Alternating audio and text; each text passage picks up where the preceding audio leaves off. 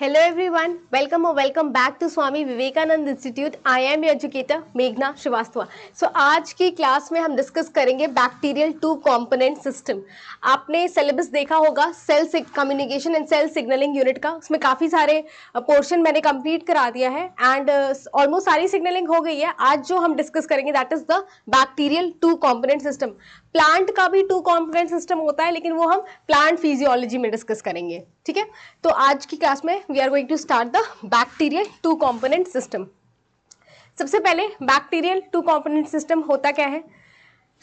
जैसे कि हमारे सेल्स में सिग्नलिंग होती है मल्टीसेलुलर ऑर्गेनिजम्स में, in the same way bacteria का भी कुछ रिस्पॉन्स होता है अकॉर्डिंग टू द स्टिमुलस। ठीक है, जिस भी तरीके का स्टिमुलस बैक्टीरिया को मिल रहा है, जैसे कि फिजिकल और केमिकल, इस फिजिकल एंड केमिकल स्टिमुलस के लिए बैक्टीरिया क्या करता है, एक सिग्नलिंग शो करता है एंड सिग्नलिंग में जो हेल्प करते हैं वो है उसके टू कंपोनेंट सिस्टम। ये टू कंपोनेंट सिस्टम जो है ये मेम्ब्रेन में प्रेजेंट होते हैं एंड इससे क्या होता है, बैक्टीरिया किसी चीज को सेंस करता है, सिग्नल रिसीव करता है एंड उसके अकॉर्डिंगली वो रिस्पॉन्स शो करता है। तो ये एंटायर चीज हमें इस टॉपिक में पढ़ना है। सबसे पहले यहाँ आप देख सकते हैं लिखा है bacteria response to the presence of nutrient by synthesizing the protein involved in the uptake of metabolism। Bacteria nutrients के लिए क्या करता है, अपने अंदर कुछ प्रोटीन्स को सिंथेसाइज करता है जिससे कि उस न्यूट्रिएंट का अपटेक कर सके। लेकिन बैक्टीरिया जो नॉन न्यूट्रिएंट सिग्नल्स है जैसे कि फिजिकल और केमिकल, इसके लिए भी रिस्पॉन्स शो करता है। मोटाइल बैक्टीरिया मींस जो बैक्टीरिया मूव कर सकते हैं, वो अपने मूवमेंट को एडजस्ट कर सकते हैं according to the prevailing gradient. जिस भी चीज का ग्रेडियंट मिल रहा है उस ग्रेडियंट के अकॉर्डिंग, उस केमिकल के अकॉर्डिंग वो मूवमेंट शो कर सकते हैं द मोटाइल बैक्टीरिया। ठीक है, of light, oxygen, osmolarity, temperature and toxic chemical in the medium. ये जो चीजें हैं जैसे लाइट हो गया, ऑक्सीजन हो गया, टॉक्सिक केमिकल्स हो गए, इन सब के लिए जो मोटाइल बैक्टीरिया है वो मूवमेंट के थ्रू अपना एक रिस्पॉन्स शो करते हैं, मूव करके उसके अगेंस्ट या फिर towards that particular substance. The basic mechanism that enable bacteria to sense and respond to the environment are common to all sensory system and include stimulus detection, signal amplification and appropriate output response। तो bacteria में क्या होता है, bacteria signal को receive करता है, stimulus का detection करता है, सिग्नल को एम्पलीफाई करता है, स्टिमुलस को रिसीव करके डिटेक्ट करके क्या करता है, अपने सिग्नल को एम्पलीफाई करता है, बढ़ाता है और उसके लिए अप्रोप्रिएट एक आउटपुट रिस्पॉन्स शो करता है। Many bacterial signaling pathway have been shown to consist of modular units called transmitter and receiver.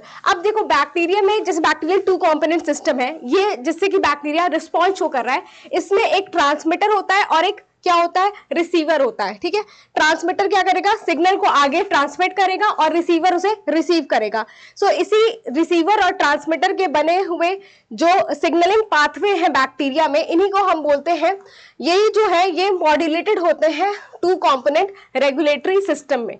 To component regulatory system bacteria का रिस्पॉन्स शो करने के लिए, सिग्नलिंग शो करने के लिए एक टू कंपोनेंट सिस्टम है। ये टू कंपोनेंट सिस्टम कैसे कैसे प्रेजेंट होता है देखते हैं। Bacteria sense chemical in the environment by a mean of small family of cell surface receptor each involved in the response of defined group of chemical, जिसको हम लिगेंड बोल रहे हैं। तो यहाँ पर लिगेंड एक तरीके से केमिकल के फॉर्म में आता है जो कि बैक्टीरिया जो है जिसे सेंस करता है। ठीक है, एंड एक प्रोटीन होता है प्लाज्मा मेम्ब्रेन में बैक्टीरिया के, जो कि इस लिगेंड से बाइंड करेगा, directly bind to the ligand और bind to the soluble protein that is already attached to the ligand in the periplasmic. Bacteria क्या करता है, बैक्टीरिया के प्लाज्मा मेम्ब्रेन में प्रोटीन है जो इस केमिकल को, इस लिगेंड को, जो कि लिगेंड यहाँ पर केमिकल है, इसे रिसीव करता है, केमिकल है या फिर ऑक्सीजन है या कोई अट्रैक्टेंट है या रिपेलेंट है, तो इसे रिसीव करता है या फिर क्या होता है, इसे डायरेक्टली रिसीव करता है या फिर किसी सॉल्युबल प्रोटीन जो कि अटैच्ड है उस लिगेंड से, उसे रिसीव करता है। Upon binding the membrane protein undergo a conformational change, जो कि साइटोसोलिक डोमेन में ट्रांसफर होगा और इससे क्या होगा, हमें सिग्नलिंग जो है वो इनिशिएट होगी। तो आई होप आप समझ पा रहे हैं कि कैसे जो सिग्नल्स या फिर केमिकल्स है वो आकर के बाइंड करेंगे ऑन द रिसेप्टर जो कि प्रेजेंट होता है एक प्रोटीन के फॉर्म में in the plasma membrane of bacteria, and वो आगे सिग्नल को रिले करता है। इसके बाद ये इसकी बात हम कर रहे हैं, ये है आपका बैक्टीरियल 2 कंपोनेंट सिस्टम, ठीक है। 2 कंपोनेंट रेगुलेटर यहाँ प्रेजेंट है। सबसे पहले यहाँ पर सिग्नल को रिसीव करने के लिए रिसीवर डोमेन और यहाँ पर ट्रांसमीटर डोमेन प्रेजेंट है।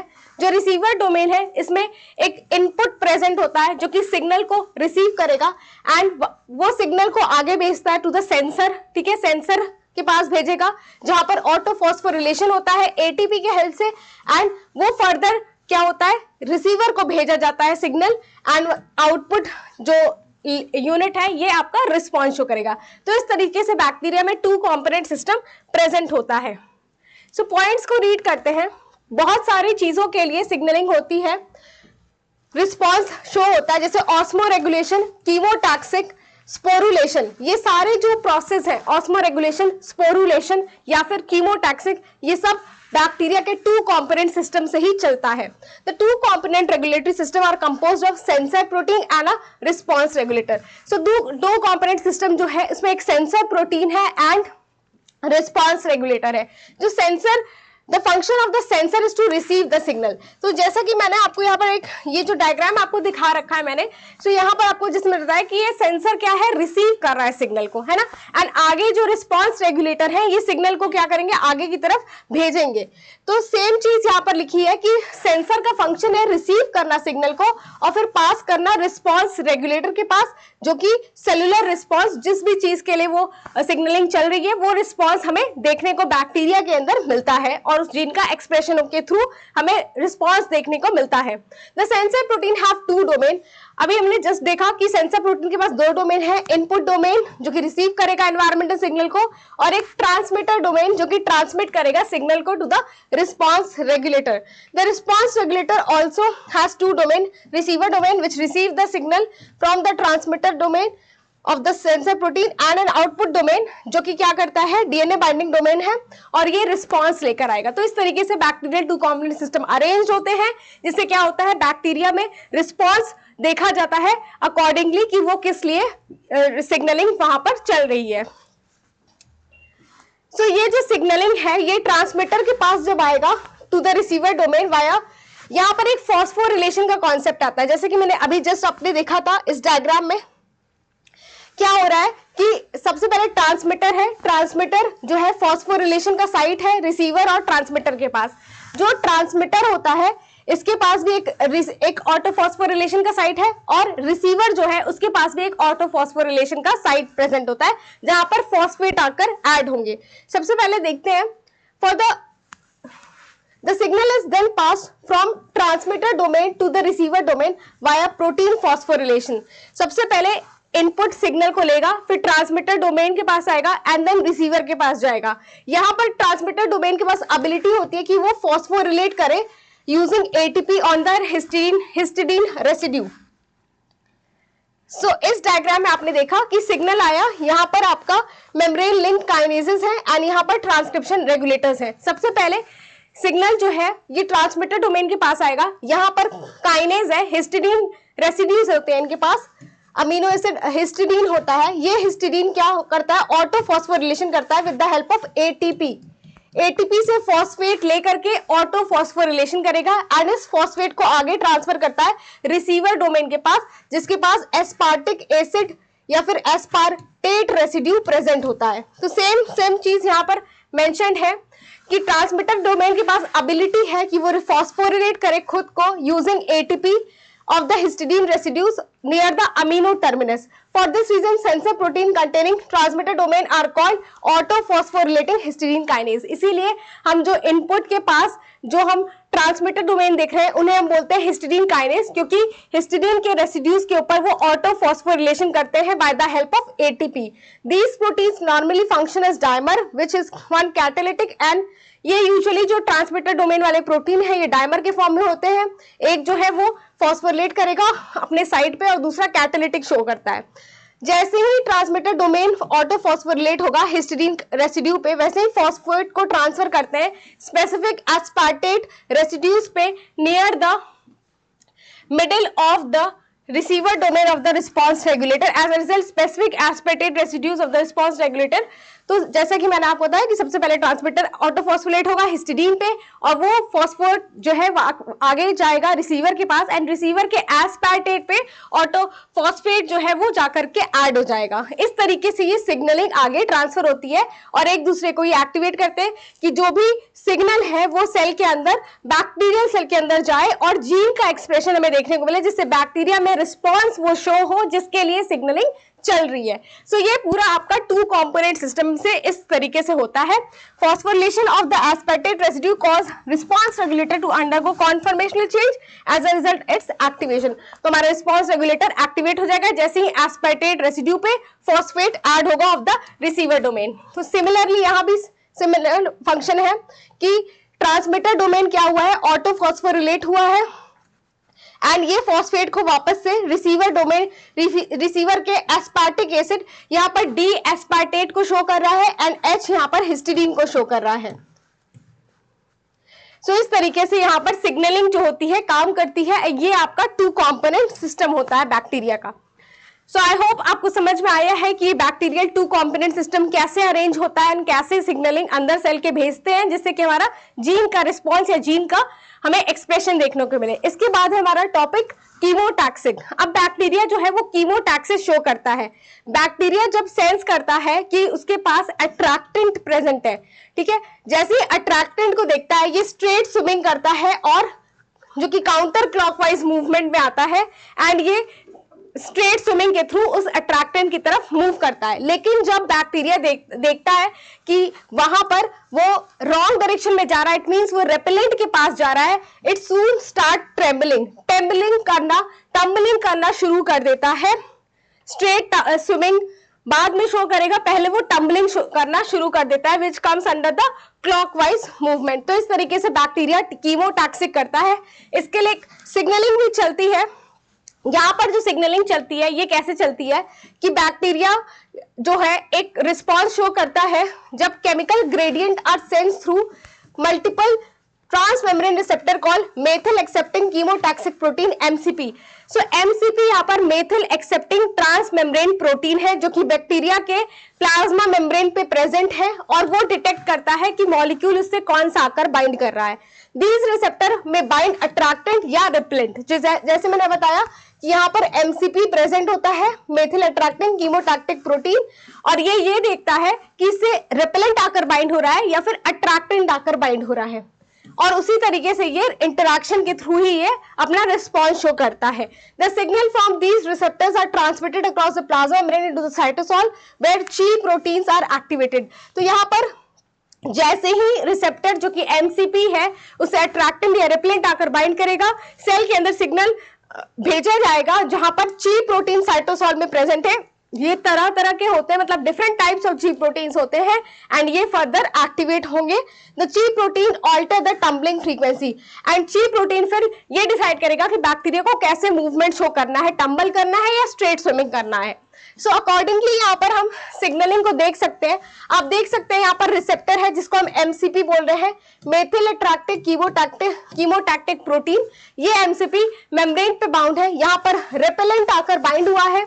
सबसे पहले आप देख सकते हैं ची ए फॉस्फोरिलेट हुआ है, ठीक है, एंड आपका फर्दर ची वाई जो है ये फॉस्फोरेट हुआ है और सिग्नलिंग हमें टम्बलिंग देखने को मिली है। लेकिन जब यहाँ पर अट्रैक्टेंट बाइंड होता है तो यहाँ पर ची आर एक्टिवेट होता है एंड ये ची आर जो होता है ये मेथिलेशन करेगा। मेथिलेशन से ये सारे जो है ये काम नहीं करते हैं एंड बैक्टीरिया आपका स्ट्रेट स्विमिंग शो करेगा, स्ट्रेट स्विमिंग शो करेगा।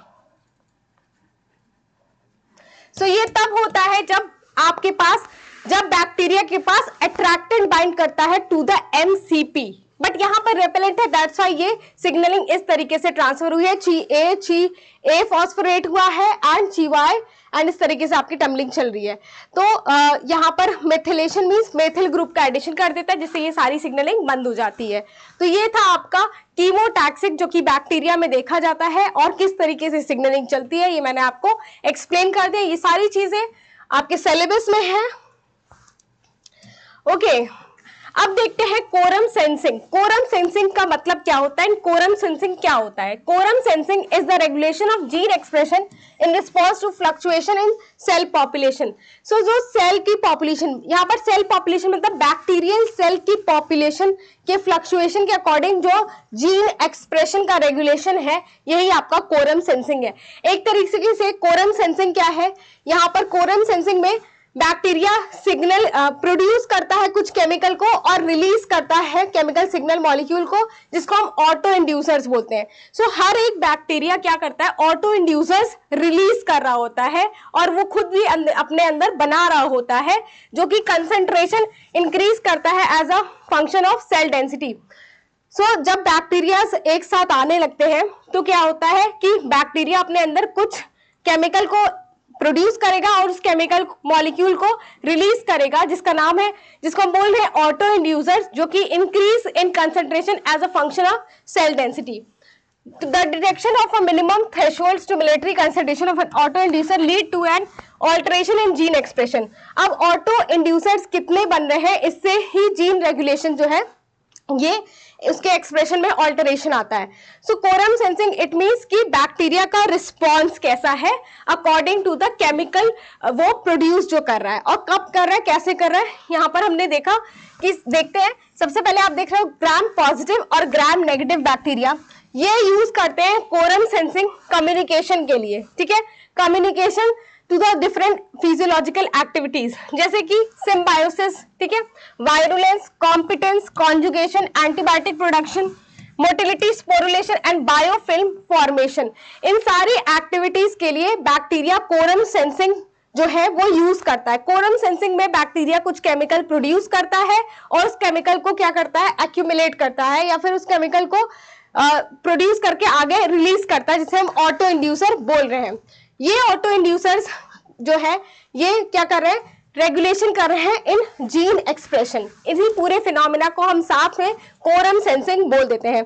ग्राम नेगेटिव बैक्टीरिया जो यहाँ पर यूज करता है acylated homoserine lactone as auto inducer.